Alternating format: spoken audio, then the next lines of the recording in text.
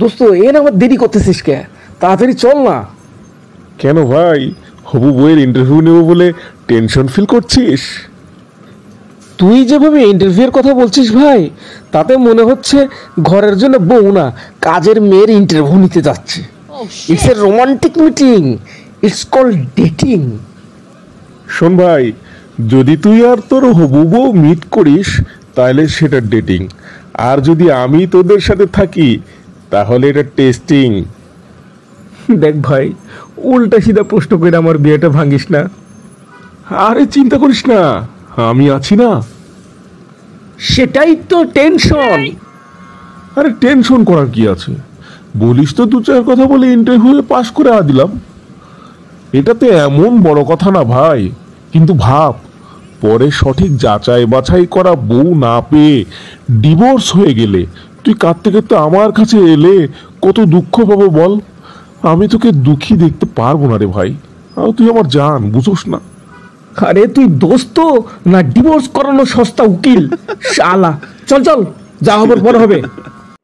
ইয়া, আরে তুমি তো ভয় পেয়ে গেছো দেখছি। আরে ইয়ার, ও তো ভিতর ডিম হে।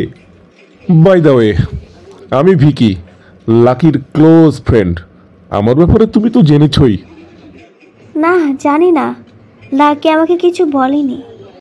কি ভাই, আমার ব্যাপারে তুই কিছুই বলিসনি? পটানোর চক্করে কিছু বলার সুযোগ পাইনি। তাহলে এখন তো ভালো করে ইন্ট্রোডিউস করা। আচ্ছা শোনো, ও আমার ল্যাংটা কালের দোস্ত, খুব কাছের।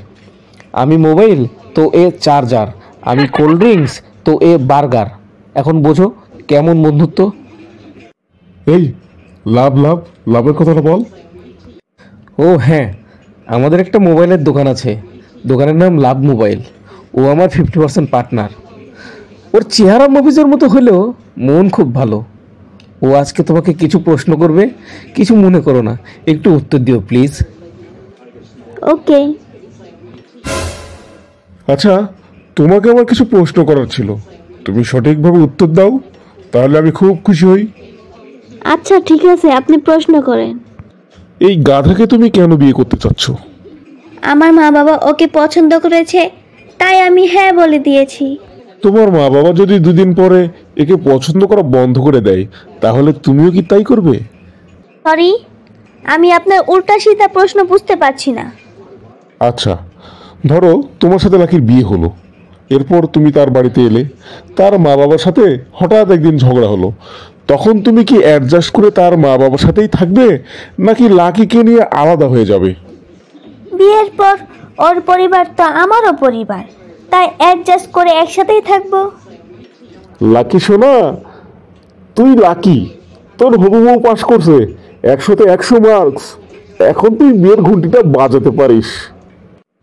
ওর বকবক শুনে আমার দিল ধকধক শুরু হয়ে গেছিল, কিন্তু তুমি সামলে নিয়েছো, বাঁচলাম।